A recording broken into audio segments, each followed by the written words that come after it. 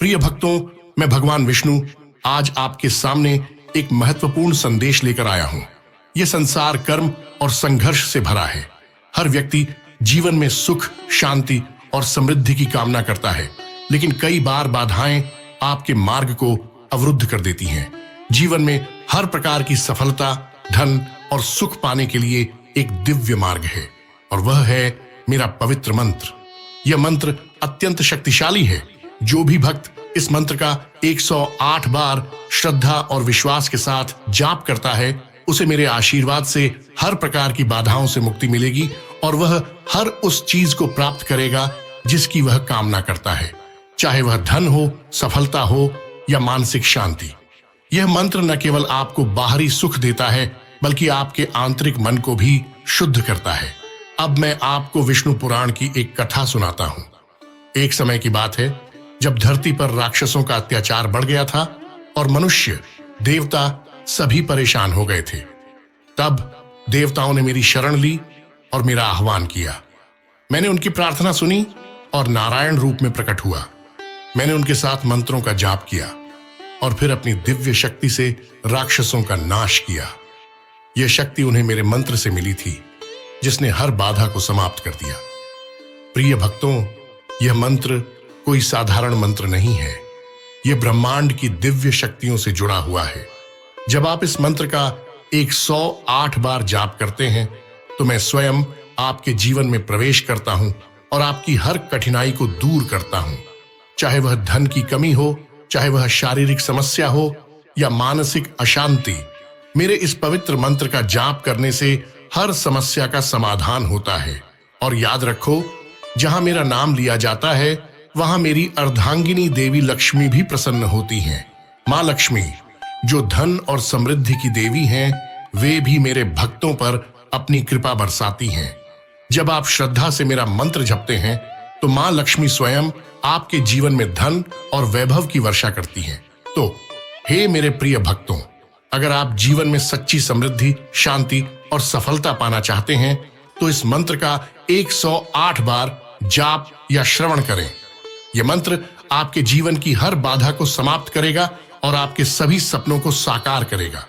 मैं आपसे वादा करता हूं, अगर आप इस मंत्र का सच्चे मन से जाप करेंगे, तो मैं स्वयं आपके जीवन में आऊंगा और आपको हर प्रकार की समृद्धि और आशीर्वाद प्रदान करूंगा। जब आप इस मंत्र का जाप करेंगे, तो आपके जीवन में अद्भुत परिवर्तन आएंगे। आपका स्वास्थ्य उत्तम होगा, आपके धन में वृद्धि होगी और आपको मानसिक शांति प्राप्त होगी। तो भक्तों, आज से ही मेरे इस मंत्र का 108 बार जाप या श्रवण करना शुरू करें। मेरा आशीर्वाद सदा आपके साथ रहेगा।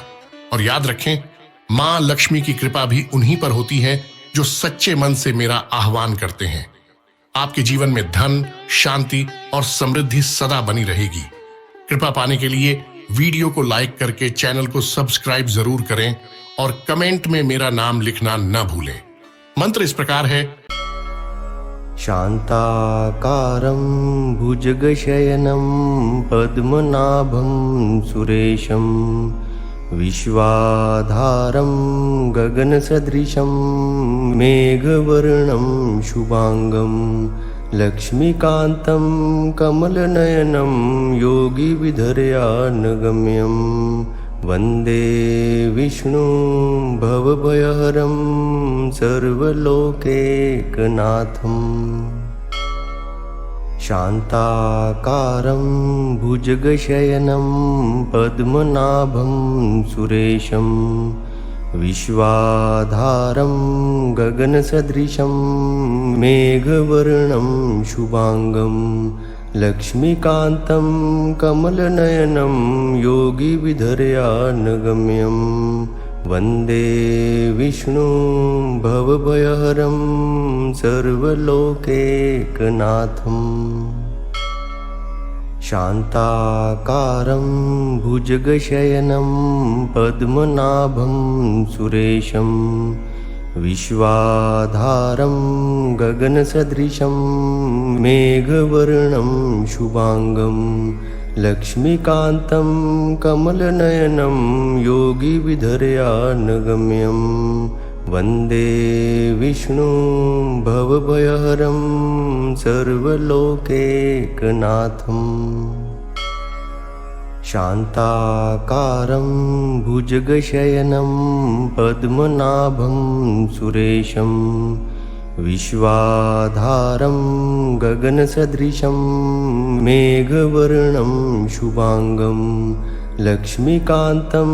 कमलनयनं योगिविधर्यानगम्यं वन्दे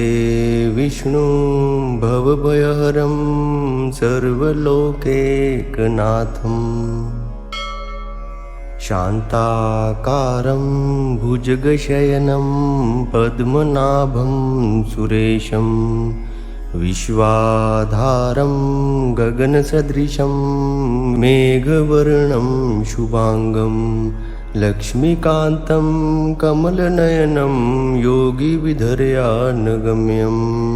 वन्दे विष्णुं भवभयहरं सर्वलोकैकनाथम् शान्ताकारं भुजगशयनं पद्मनाभं सुरेशं विश्वाधारं गगनसदृशं मेघवर्णं शुभांगं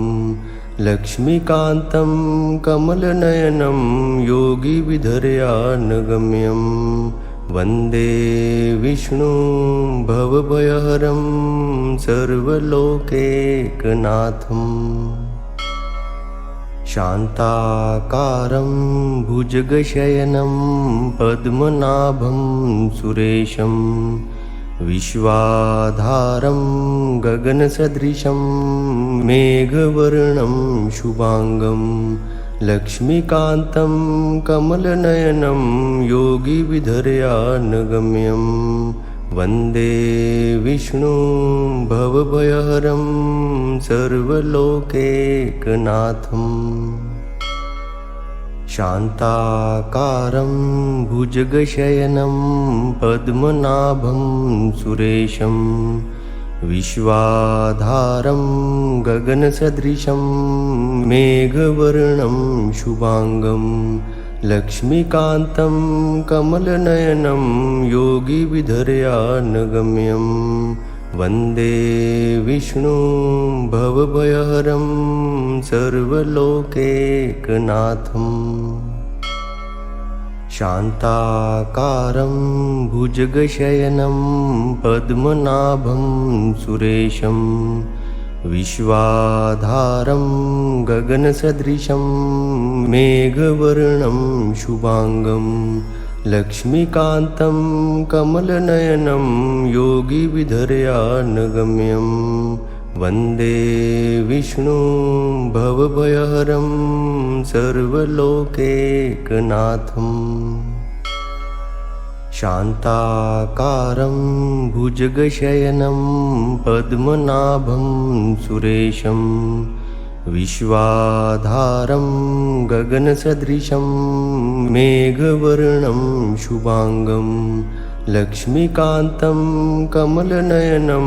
योगिविधर्यानगम्यं वन्दे विष्णुं भवभयहरं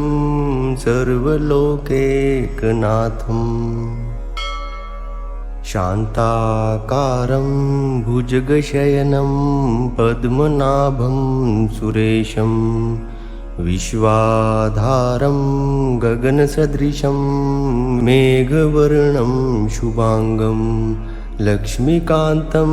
कमलनयनं योगिविधर्यानगम्यं वन्दे विष्णुं भवभयहरं सर्वलोकैकनाथम् शान्ताकारं भुजगशयनं पद्मनाभं सुरेशं विश्वाधारं गगनसदृशं मेघवर्णं शुभांगं लक्ष्मीकान्तं कमलनयनं योगिविधर्यानगम्यं वन्दे विष्णुं भवभयहरं सर्वलोकैकनाथम् शान्ताकारं भुजगशयनं पद्मनाभं सुरेशं विश्वाधारं गगनसदृशं मेघवर्णं शुभांगं लक्ष्मीकान्तं कमलनयनं योगिविधर्यानगम्यं वन्दे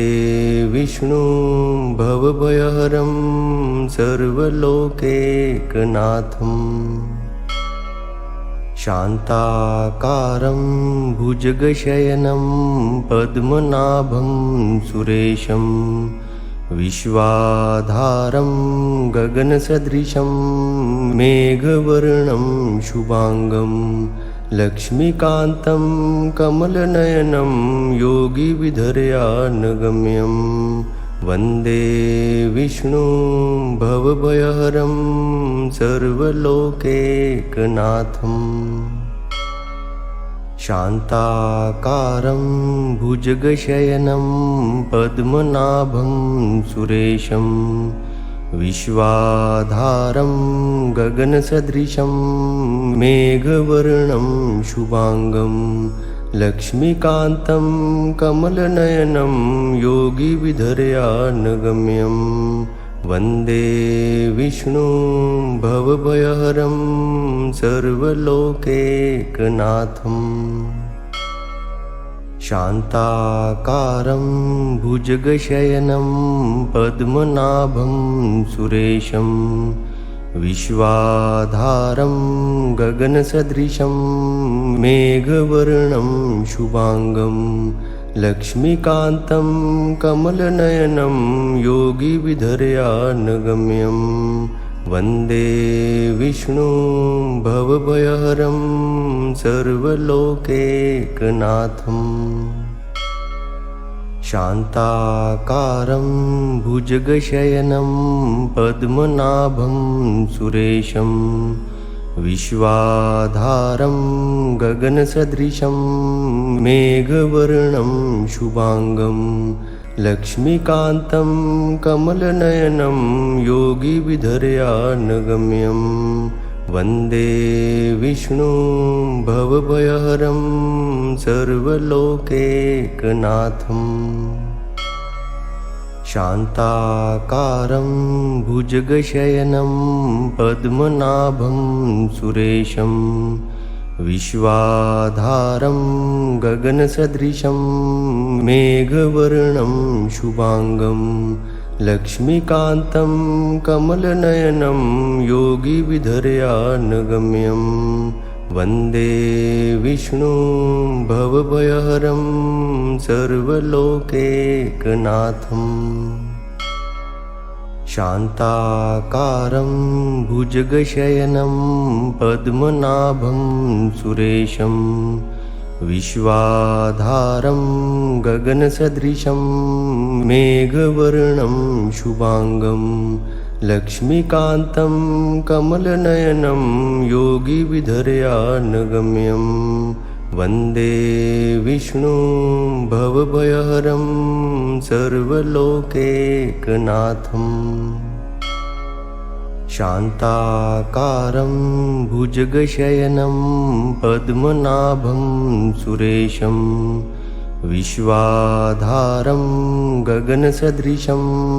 मेघवर्णं शुभांगं लक्ष्मीकान्तं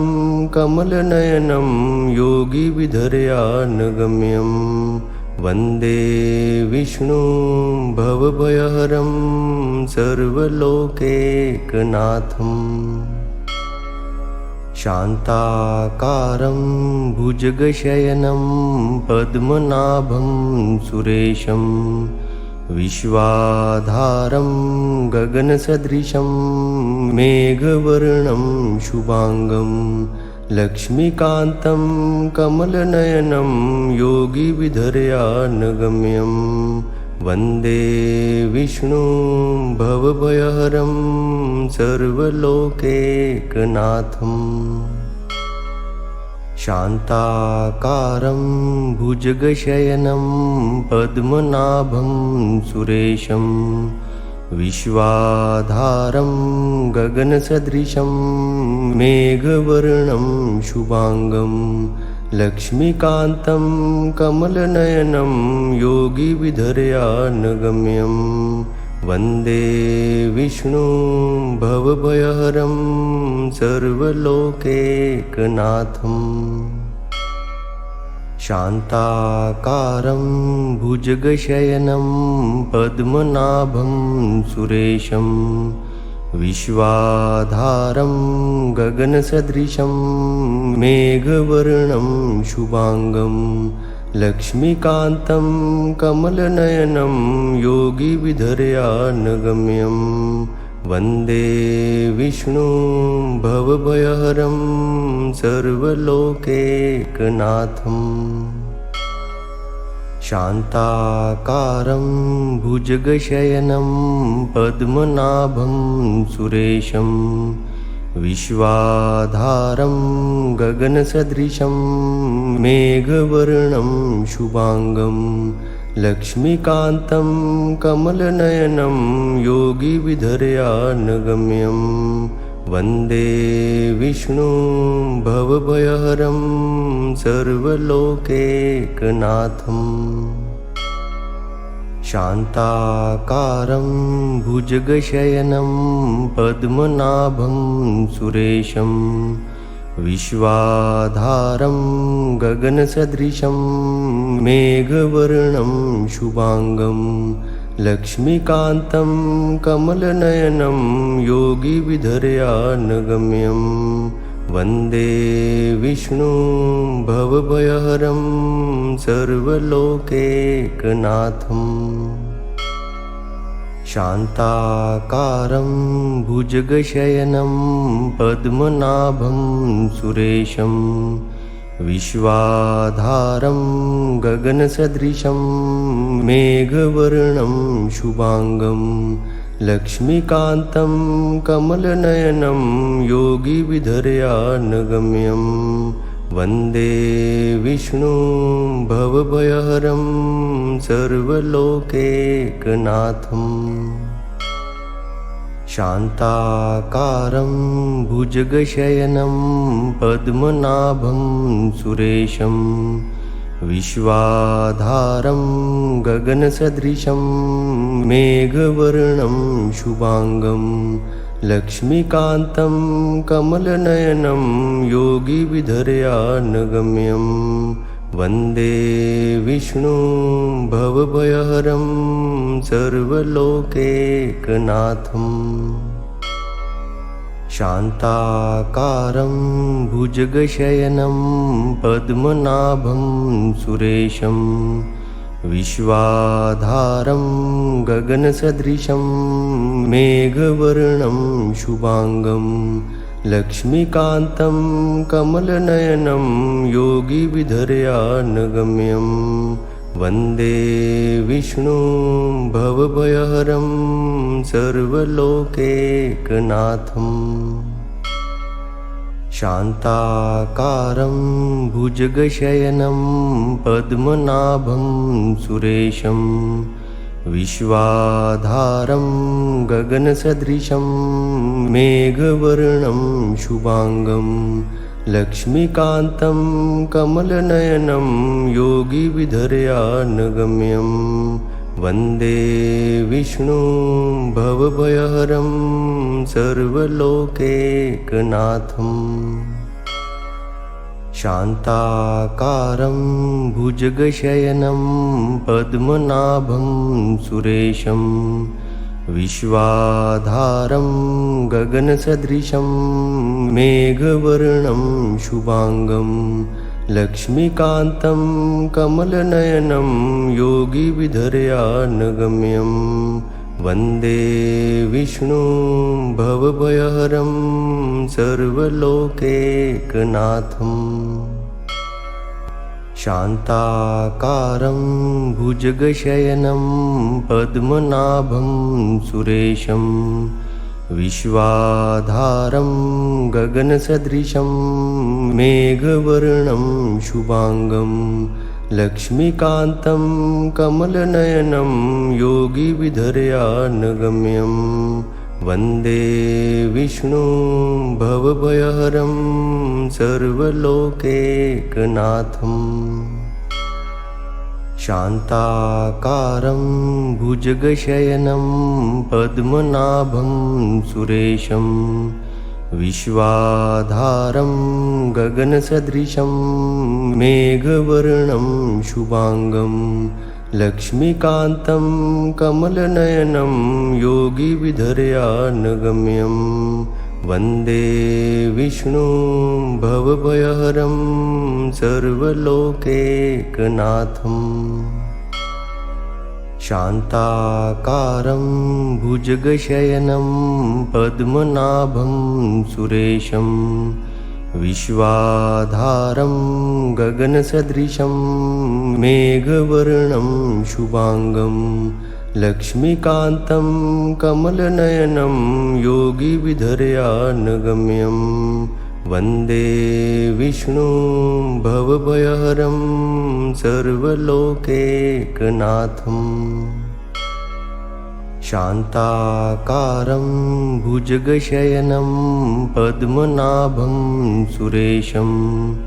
विश्वाधारं गगनसदृशं मेघवर्णं शुभांगं लक्ष्मीकान्तं कमलनयनं योगिविधर्यानगम्यं वन्दे विष्णुं भवभयहरं सर्वलोकैकनाथम् शान्ताकारं भुजगशयनं पद्मनाभं सुरेशं विश्वाधारं गगनसदृशं मेघवर्णं शुभांगं लक्ष्मीकान्तं कमलनयनं योगिविधर्यानगम्यं वन्दे विष्णुं भवभयहरं सर्वलोकैकनाथम् शान्ताकारं भुजगशयनं पद्मनाभं सुरेशं विश्वाधारं गगनसदृशं मेघवर्णं शुभांगं लक्ष्मीकान्तं कमलनयनं योगिविधर्यानगम्यं वन्दे विष्णुं भवभयहरं सर्वलोकैकनाथम् शान्ताकारं भुजगशयनं पद्मनाभं सुरेशं विश्वाधारं गगनसदृशं मेघवर्णं शुभांगं लक्ष्मीकान्तं कमलनयनं योगिविधर्यानगम्यं वन्दे विष्णुं भवभयहरं सर्वलोकैकनाथम् शान्ताकारं भुजगशयनं पद्मनाभं सुरेशं विश्वाधारं गगनसदृशं मेघवर्णं शुभांगं लक्ष्मीकान्तं कमलनयनं योगिविधर्यानगम्यं वन्दे विष्णुं भवभयहरं सर्वलोकैकनाथम् शान्ताकारं भुजगशयनं पद्मनाभं सुरेशं विश्वाधारं गगनसदृशं मेघवर्णं शुभांगं लक्ष्मीकान्तं कमलनयनं योगिविधर्यानगम्यं वन्दे विष्णुं भवभयहरं सर्वलोकैकनाथम् शान्ताकारं भुजगशयनं पद्मनाभं सुरेशं विश्वाधारं गगनसदृशं मेघवर्णं शुभांगं लक्ष्मीकान्तं कमलनयनं योगिविधर्यानगम्यं वन्दे विष्णुं भवभयहरं सर्वलोकैकनाथम् शान्ताकारं भुजगशयनं पद्मनाभं सुरेशं विश्वाधारं गगनसदृशं मेघवर्णं शुभांगं लक्ष्मीकान्तं कमलनयनं योगिविधर्यानगम्यं वन्दे विष्णुं भवभयहरं सर्वलोकैकनाथम् शान्ताकारं भुजगशयनं पद्मनाभं सुरेशं विश्वाधारं गगनसदृशं मेघवर्णं शुभांगं लक्ष्मीकान्तं कमलनयनं योगिविधर्यानगम्यं वन्दे विष्णुं भवभयहरं सर्वलोकैकनाथम् शान्ताकारं भुजगशयनं पद्मनाभं सुरेशं विश्वाधारं गगनसदृशं मेघवर्णं शुभांगं लक्ष्मीकान्तं कमलनयनं योगिविधर्यानगम्यं वन्दे विष्णुं भवभयहरं सर्वलोकैकनाथम् शान्ताकारं भुजगशयनं पद्मनाभं सुरेशं विश्वाधारं गगनसदृशं मेघवर्णं शुभांगं लक्ष्मीकान्तं कमलनयनं योगिविधर्यानगम्यं वन्दे विष्णुं भवभयहरं सर्वलोकैकनाथम् शान्ताकारं भुजगशयनं पद्मनाभं सुरेशं विश्वाधारं गगनसदृशं मेघवर्णं शुभांगं लक्ष्मीकान्तं कमलनयनं योगिविधर्यानगम्यं वन्दे विष्णुं भवभयहरं सर्वलोकैकनाथम्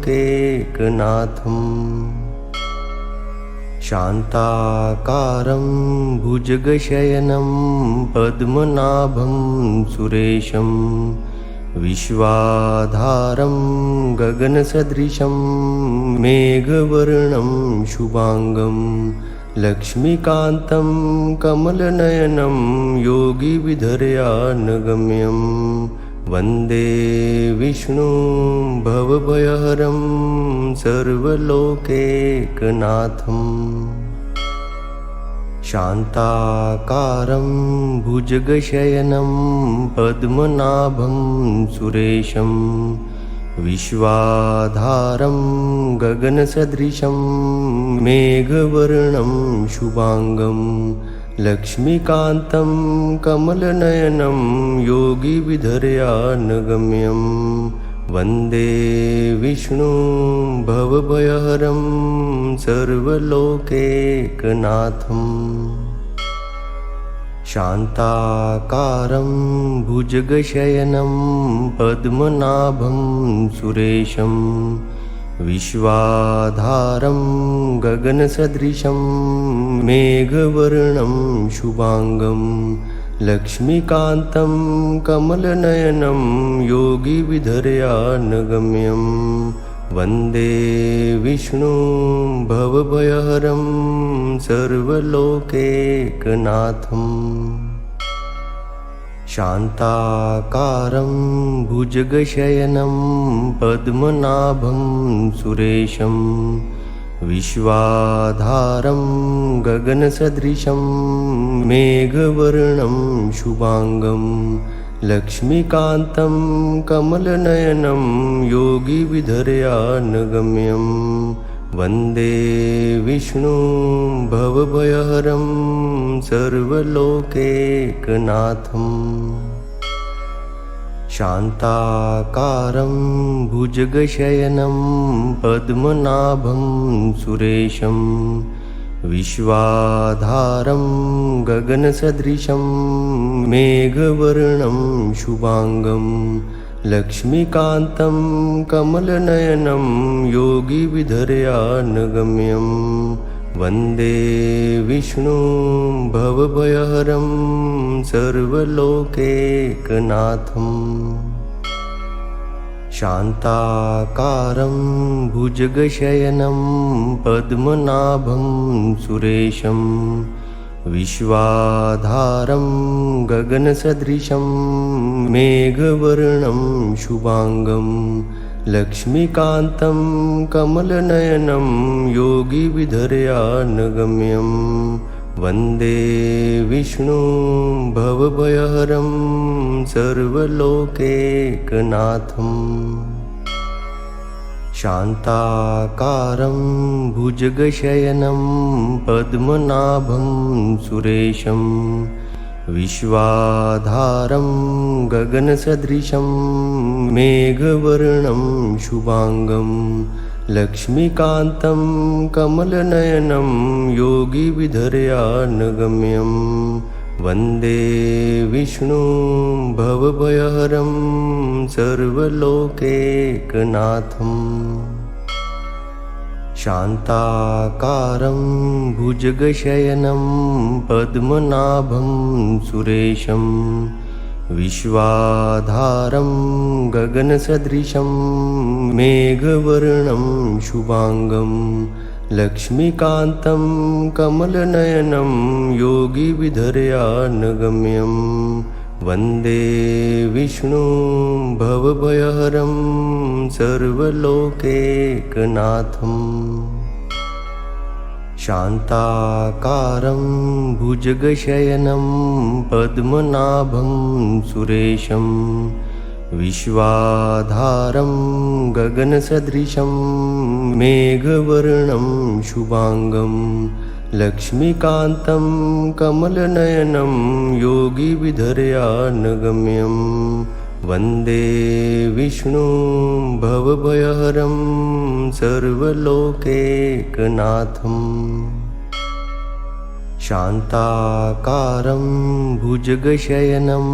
पद्मनाभं सुरेशं विश्वाधारं गगनसदृशं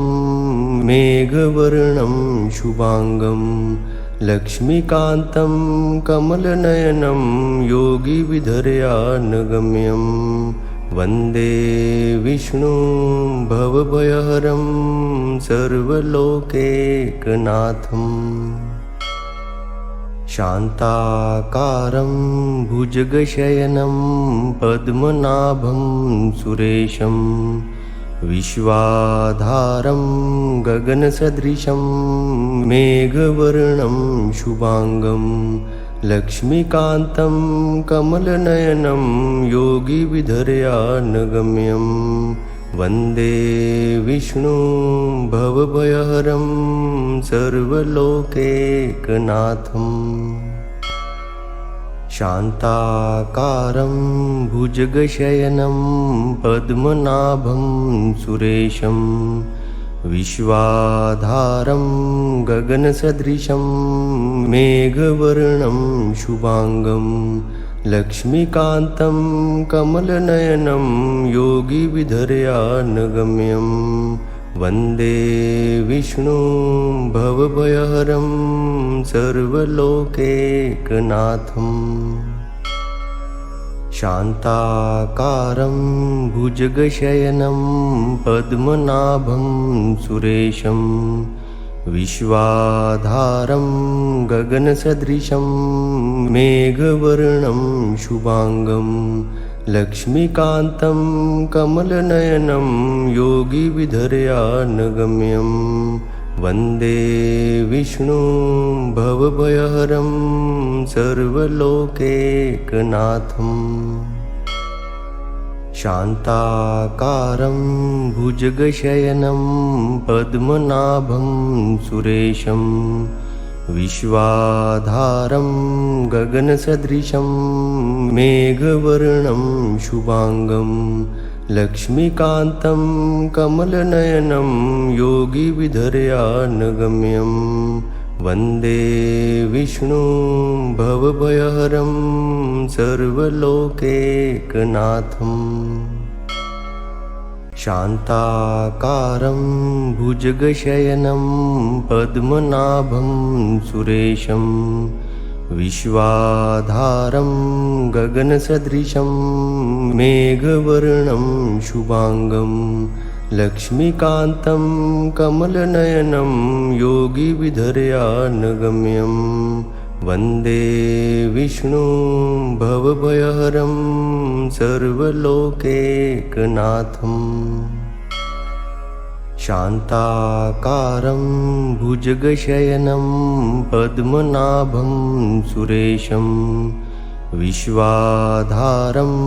गगनसदृशं मेघवर्णं शुभांगं लक्ष्मीकान्तं कमलनयनं योगिविधर्यानगम्यं वन्दे विष्णुं भवभयहरं सर्वलोकैकनाथम् शान्ताकारं भुजगशयनं पद्मनाभं सुरेशं विश्वाधारं गगनसदृशं मेघवर्णं शुभांगं लक्ष्मीकान्तं कमलनयनं योगिविधर्यानगम्यं वन्दे विष्णुं भवभयहरं सर्वलोकैकनाथम् शान्ताकारं भुजगशयनं पद्मनाभं सुरेशं विश्वाधारं गगनसदृशं मेघवर्णं शुभांगं लक्ष्मीकान्तं कमलनयनं योगिविधर्यानगम्यं वन्दे विष्णुं भवभयहरं सर्वलोकैकनाथम् शान्ताकारं भुजगशयनं पद्मनाभं सुरेशं विश्वाधारं गगनसदृशं मेघवर्णं शुभांगं लक्ष्मीकान्तं कमलनयनं योगिविधर्यानगम्यं वन्दे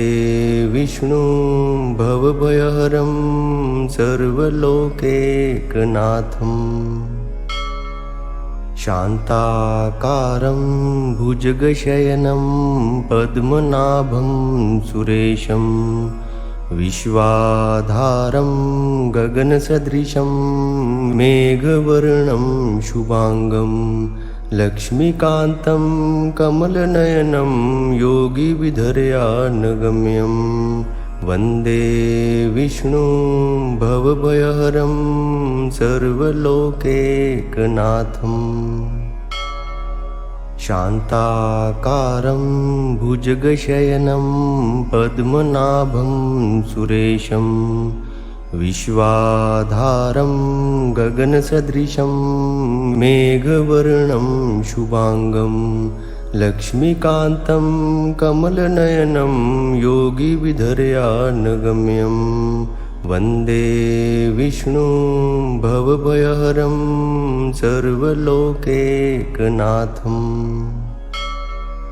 शान्ताकारं भुजगशयनं पद्मनाभं सुरेशं विश्वाधारं गगनसदृशं मेघवर्णं शुभांगं लक्ष्मीकान्तं कमलनयनं योगिविधर्यानगम्यं वन्दे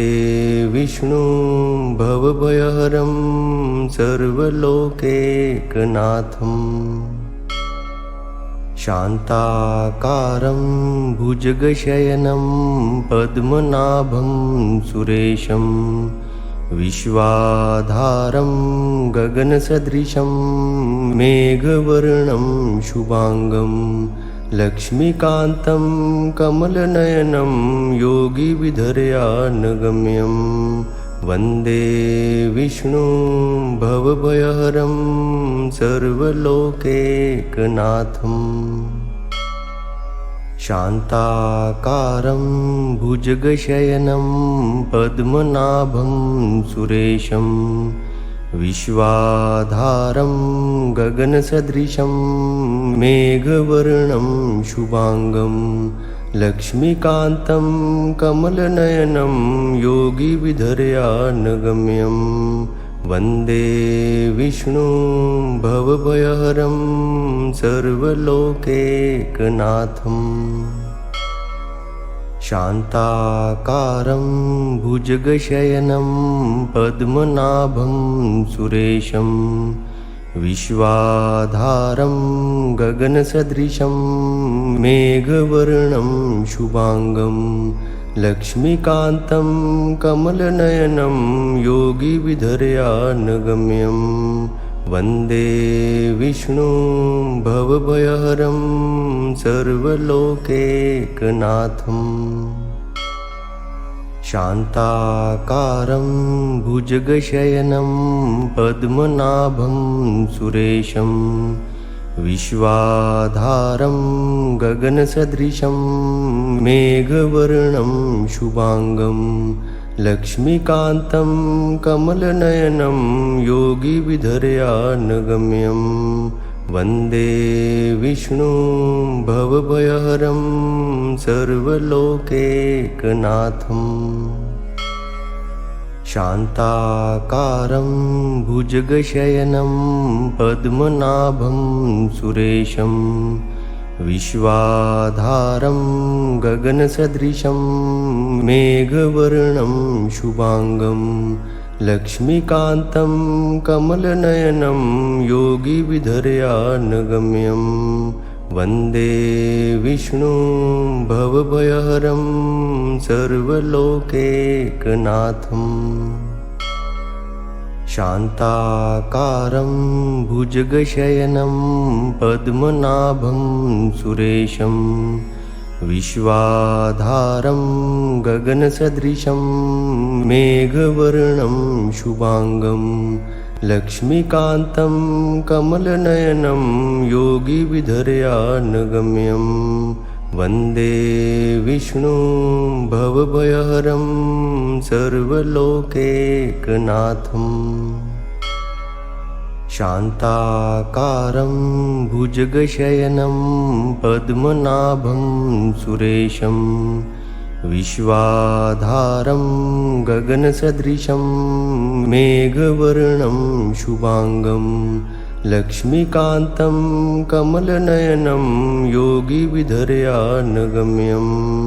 वन्दे विष्णुं भवभयहरं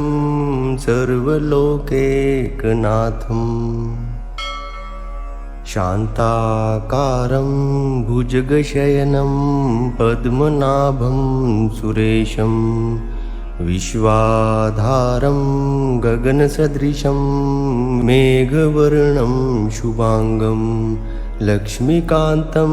कमलनयनं योगिविधर्यानगम्यं वन्दे विष्णुं भवभयहरं सर्वलोकैकनाथम् शान्ताकारं भुजगशयनं पद्मनाभं सुरेशं विश्वाधारं गगनसदृशं मेघवर्णं शुभांगं लक्ष्मीकान्तं कमलनयनं योगिविधर्यानगम्यं वन्दे विष्णुं भवभयहरं सर्वलोकैकनाथम् शान्ताकारं भुजगशयनं पद्मनाभं सुरेशं विश्वाधारं गगनसदृशं मेघवर्णं शुभांगं लक्ष्मीकान्तं कमलनयनं योगिविधर्यानगम्यं वन्दे विष्णुं भवभयहरं सर्वलोकैकनाथम् शान्ताकारं भुजगशयनं पद्मनाभं सुरेशं विश्वाधारं गगनसदृशं मेघवर्णं शुभांगं लक्ष्मीकान्तं कमलनयनं योगिविधर्यानगम्यं वन्दे विष्णुं भवभयहरं सर्वलोकैकनाथम् शान्ताकारं भुजगशयनं पद्मनाभं सुरेशं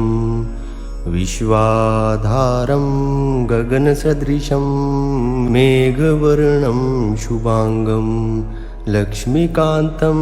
कमलनयनं योगिविधर्यानगम्यं वन्दे विष्णुं भवभयहरं सर्वलोकैकनाथम् शान्ताकारं भुजगशयनं पद्मनाभं सुरेशं विश्वाधारं गगनसदृशं मेघवर्णं शुभांगं लक्ष्मीकान्तं कमलनयनं योगिविधर्यानगम्यं वन्दे विष्णुं भवभयहरं सर्वलोकैकनाथम् शान्ताकारं भुजगशयनं पद्मनाभं सुरेशं विश्वाधारं गगनसदृशं मेघवर्णं शुभांगं लक्ष्मीकान्तं कमलनयनं योगिविधर्यानगम्यं वन्दे विष्णुं भवभयहरं सर्वलोकैकनाथम् शान्ताकारं भुजगशयनं पद्मनाभं सुरेशं विश्वाधारं गगनसदृशं मेघवर्णं शुभांगं लक्ष्मीकान्तं कमलनयनं योगिविधर्यानगम्यं वन्दे विष्णुं भवभयहरं सर्वलोकैकनाथम् शान्ताकारं भुजगशयनं पद्मनाभं सुरेशं विश्वाधारं गगनसदृशं मेघवर्णं शुभांगं लक्ष्मीकान्तं कमलनयनं योगिविधर्यानगम्यं वन्दे विष्णुं भवभयहरं सर्वलोकैकनाथम् शान्ताकारं भुजगशयनं पद्मनाभं सुरेशं विश्वाधारं गगनसदृशं मेघवर्णं शुभांगं लक्ष्मीकान्तं कमलनयनं योगिविधर्यानगम्यं वन्दे विष्णुं भवभयहरं सर्वलोकैकनाथम् शान्ताकारं भुजगशयनं पद्मनाभं सुरेशं विश्वाधारं गगनसदृशं मेघवर्णं शुभांगं लक्ष्मीकान्तं कमलनयनं योगिविधर्यानगम्यं वन्दे विष्णुं भवभयहरं सर्वलोकैकनाथम् शान्ताकारं भुजगशयनं पद्मनाभं सुरेशं विश्वाधारं गगनसदृशं मेघवर्णं शुभांगं लक्ष्मीकान्तं कमलनयनं योगिविधर्यानगम्यं वन्दे विष्णुं भवभयहरं सर्वलोकैकनाथम् शान्ताकारं भुजगशयनं पद्मनाभं सुरेशं विश्वाधारं गगनसदृशं मेघवर्णं शुभांगं लक्ष्मीकान्तं कमलनयनं योगिविधर्यानगम्यं वन्दे विष्णुं भवभयहरं सर्वलोकैकनाथम् शान्ताकारं भुजगशयनं पद्मनाभं सुरेशं विश्वाधारं गगनसदृशं मेघवर्णं शुभांगं लक्ष्मीकान्तं कमलनयनं योगिविधर्यानगम्यं वन्दे विष्णुं भवभयहरं सर्वलोकैकनाथम् शान्ताकारं भुजगशयनं पद्मनाभं सुरेशं विश्वाधारं गगनसदृशं मेघवर्णं शुभांगं लक्ष्मीकान्तं कमलनयनं योगिविधर्यानगम्यं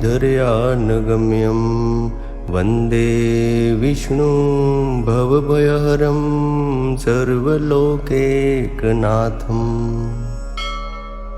शान्ताकारं भुजगशयनं पद्मनाभं सुरेशं विश्वाधारं गगनसदृशं मेघवर्णं शुभांगं लक्ष्मीकान्तं कमलनयनं योगिविधर्यानगम्यं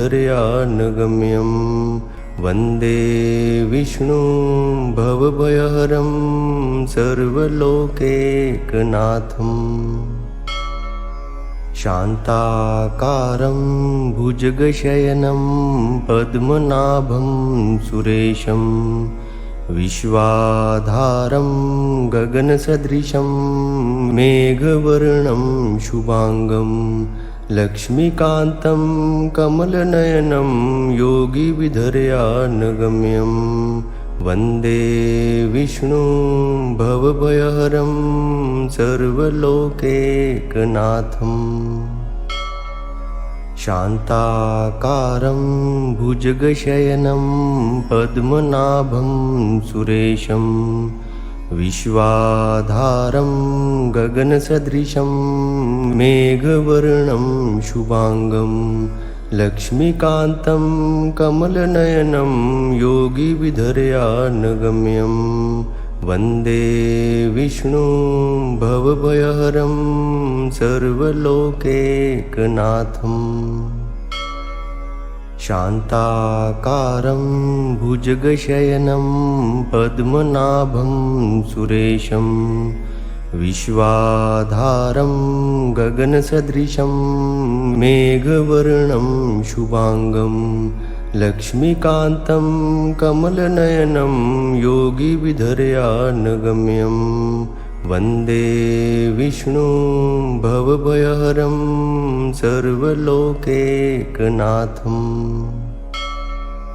शान्ताकारं भुजगशयनं पद्मनाभं सुरेशं विश्वाधारं गगनसदृशं मेघवर्णं शुभांगं लक्ष्मीकान्तं कमलनयनं योगिविधर्यानगम्यं वन्दे विष्णुं भवभयहरं सर्वलोकैकनाथम् शान्ताकारं भुजगशयनं पद्मनाभं सुरेशं विश्वाधारं गगनसदृशं मेघवर्णं शुभांगं लक्ष्मीकान्तं कमलनयनं योगिविधर्यानगम्यं वन्दे विष्णुं भवभयहरं सर्वलोकैकनाथम् शान्ताकारं भुजगशयनं पद्मनाभं सुरेशं विश्वाधारं गगनसदृशं मेघवर्णं शुभांगं लक्ष्मीकान्तं कमलनयनं योगिविधर्यानगम्यं वन्दे विष्णुं भवभयहरं सर्वलोकैकनाथम् शान्ताकारं भुजगशयनं पद्मनाभं सुरेशं विश्वाधारं गगनसदृशं मेघवर्णं शुभांगं लक्ष्मीकान्तं कमलनयनं योगिविधर्यानगम्यं वन्दे विष्णुं भवभयहरं सर्वलोकैकनाथम् शान्ताकारं भुजगशयनं पद्मनाभं सुरेशं विश्वाधारं गगनसदृशं मेघवर्णं शुभांगं लक्ष्मीकान्तं कमलनयनं योगिविधर्यानगम्यं वन्दे विष्णुं भवभयहरं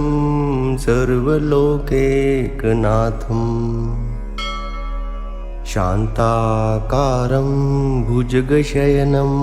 पद्मनाभं सुरेशं विश्वाधारं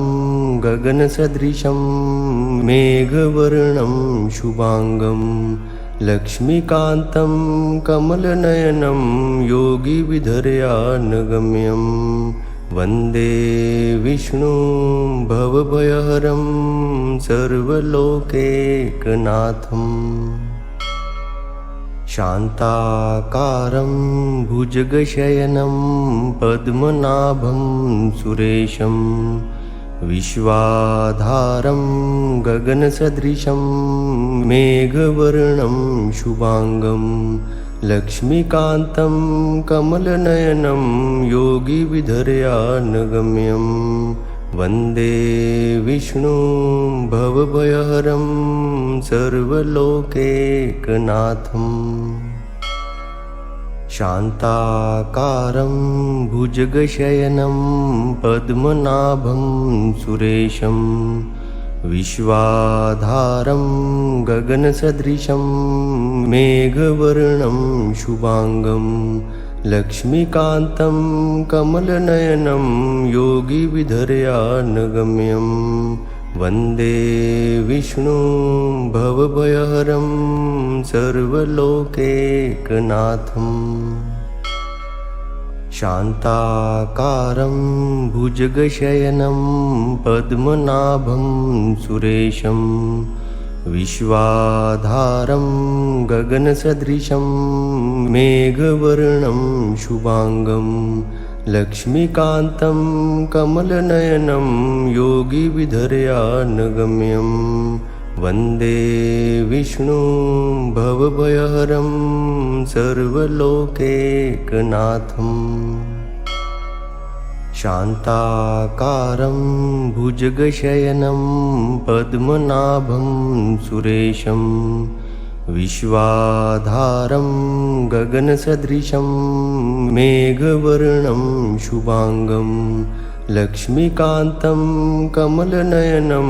योगिविधर्यानगम्यं वन्दे विष्णुं भवभयहरं सर्वलोकैकनाथम् शान्ताकारं भुजगशयनं पद्मनाभं सुरेशं विश्वाधारं गगनसदृशं मेघवर्णं शुभांगं लक्ष्मीकान्तं कमलनयनं योगिविधर्यानगम्यं वन्दे विष्णुं भवभयहरं सर्वलोकैकनाथम्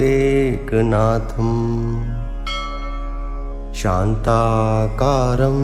भुजगशयनं पद्मनाभं सुरेशं विश्वाधारं गगनसदृशं मेघवर्णं शुभांगं लक्ष्मीकान्तं कमलनयनं योगिविधर्यानगम्यं वन्दे विष्णुं भवभयहरं सर्वलोकैकनाथम् शान्ताकारं भुजगशयनं पद्मनाभं सुरेशं विश्वाधारं गगनसदृशं मेघवर्णं शुभांगं लक्ष्मीकान्तं कमलनयनं योगिविधर्यानगम्यं वन्दे विष्णुं भवभयहरं सर्वलोकैकनाथम् शान्ताकारं भुजगशयनं पद्मनाभं सुरेशं विश्वाधारं गगनसदृशं मेघवर्णं शुभांगं लक्ष्मीकान्तं कमलनयनं योगिविधर्यानगम्यं वन्दे विष्णुं भवभयहरं सर्वलोकैकनाथम् शान्ताकारं भुजगशयनं पद्मनाभं सुरेशं विश्वाधारं गगनसदृशं मेघवर्णं शुभांगं लक्ष्मीकान्तं कमलनयनं योगिविधर्यानगम्यं वन्दे विष्णुं भवभयहरं सर्वलोकैकनाथम् शान्ताकारं भुजगशयनं पद्मनाभं सुरेशं विश्वाधारं गगनसदृशं मेघवर्णं शुभांगं लक्ष्मीकान्तं कमलनयनं योगिविधर्यानगम्यं वन्दे विष्णुं भवभयहरं सर्वलोकैकनाथम् शान्ताकारं भुजगशयनं पद्मनाभं सुरेशं विश्वाधारं गगनसदृशं मेघवर्णं शुभांगं लक्ष्मीकान्तं कमलनयनं योगिविधर्यानगम्यं वन्दे विष्णुं भवभयहरं सर्वलोकैकनाथम् शान्ताकारं भुजगशयनं पद्मनाभं सुरेशं विश्वाधारं गगनसदृशं मेघवर्णं शुभांगं लक्ष्मीकान्तं कमलनयनं योगिविधर्यानगम्यं वन्दे विष्णुं भवभयहरं सर्वलोकैकनाथम् शान्ताकारं भुजगशयनं पद्मनाभं सुरेशं विश्वाधारं गगनसदृशं मेघवर्णं शुभांगं लक्ष्मीकान्तं कमलनयनं योगिविधर्यानगम्यं वन्दे विष्णुं भवभयहरं सर्वलोकैकनाथम् शान्ताकारं भुजगशयनं पद्मनाभं सुरेशं विश्वाधारं गगनसदृशं मेघवर्णं शुभांगं लक्ष्मीकान्तं कमलनयनं योगिविधर्यानगम्यं वन्दे विष्णुं भवभयहरं सर्वलोकैकनाथम् शान्ताकारं भुजगशयनं पद्मनाभं सुरेशं विश्वाधारं गगनसदृशं मेघवर्णं शुभांगं लक्ष्मीकान्तं कमलनयनं योगिविधर्यानगम्यं वन्दे विष्णुं भवभयहरं सर्वलोकैकनाथम् शान्ताकारं भुजगशयनं पद्मनाभं सुरेशं विश्वाधारं गगनसदृशं मेघवर्णं शुभांगं लक्ष्मीकान्तं कमलनयनं योगिविधर्यानगम्यं वन्दे विष्णुं भवभयहरं सर्वलोकैकनाथम् शान्ताकारं भुजगशयनं पद्मनाभं सुरेशं विश्वाधारं गगनसदृशं मेघवर्णं शुभांगं लक्ष्मीकान्तं कमलनयनं योगिविधर्यानगम्यं वन्दे विष्णुं भवभयहरं सर्वलोकैकनाथम् शान्ताकारं भुजगशयनं पद्मनाभं सुरेशं विश्वाधारं गगनसदृशं मेघवर्णं शुभांगं लक्ष्मीकान्तं कमलनयनं योगिविधर्यानगम्यं वन्दे विष्णुं भवभयहरं सर्वलोकैकनाथम् शान्ताकारं भुजगशयनं पद्मनाभं सुरेशं विश्वाधारं गगनसदृशं मेघवर्णं शुभांगं लक्ष्मीकान्तं कमलनयनं योगिविधर्यानगम्यं वन्दे विष्णुं भवभयहरं सर्वलोकैकनाथम् शान्ताकारं भुजगशयनं पद्मनाभं सुरेशं